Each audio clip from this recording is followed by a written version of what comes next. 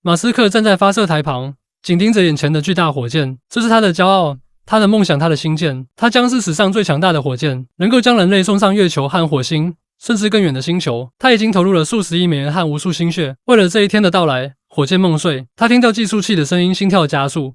只剩下10秒了，他握紧了拳头，祈祷一切顺利。他知道这次试射有很大的风险，但他也相信自己的团队和技术。他不怕失败，只要能从中学习。5、4、3、2、1，发射！火箭咆哮着升空，带起一片火光和烟雾。马斯克兴奋地看着它飞向天空，感觉自己也随之飞起。这是他人生中最美好的时刻之一。然而，美好的时刻很快就结束了。火箭升空不到1分钟，就出现了异常情况。马斯克看到火箭上的一些发动机突然关闭或熄火，火箭开始偏离航道。他感觉不妙，赶紧拿起耳机，联络地面控制中心。发生什么事了？有没有办法修复？他焦急地问。我们正在努力处理，但情况不太乐观。地面控制中心的声音颤抖着回答。飞行3分钟后，火箭2个部分应该要分离，但我们担心分离系统可能失效了。那就意味着……马斯克没有说完话，就看到了最坏的结果。火箭在空中爆炸了，巨大的火球和碎片四散而下，像是一场末日的景象。马斯克目瞪口呆地看着这一幕，无法相信自己的眼睛。他感觉自己的心也随之碎裂。我的天啊！他喃喃地说。我们很抱歉。地面控制中心的声音低沉地说。这次测试失败了，永不放弃。失败？这不仅仅是失败，这是一场灾难，这是他梦想的毁灭。马斯克无法接受这个事实，他不愿意放弃。他想要再试一次，他想要找出问题所在并解决，他想要证明自己和世界他的新建是可行的，是未来的希望。他转过身对住身边的工作人员说，我们还有第2艘新建吗？有，但工作人员犹豫了一下，不知道该不该说下去。但什么？快说！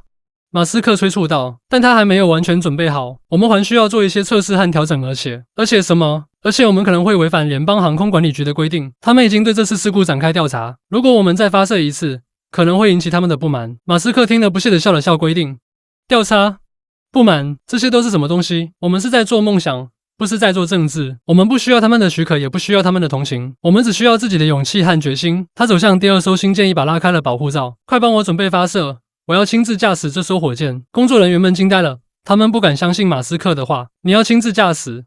但这太危险了，你没有受过训练，也没有保障。如果出了什么意外……没有如果，只有必须。马斯克打断了他，这是我的责任，也是我的机会。我要向全世界证明，我的新舰是可以飞的。他爬上了火箭，关上了舱门。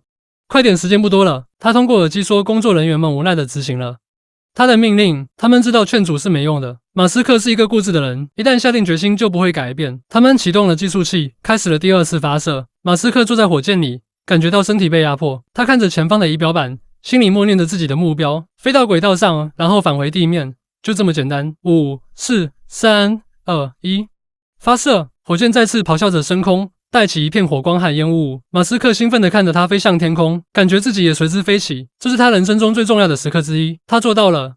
他向地球挥手，然后打开了通讯系统。太空站，这里是马斯克，我已经到达轨道，一切正常。马斯克，这里是太空站，我们很高兴听到你的声音。你准备好返回地面了吗？是的，我准备好了。但是在那之前，我想问你们一个问题。什么问题？你们有没有看到那个闪烁的红色物体？它看起来像是……故事在这里结束。你觉得闪烁的红色物体是什么？它和马斯克的任务有什么关系？以及它会带来什么后果？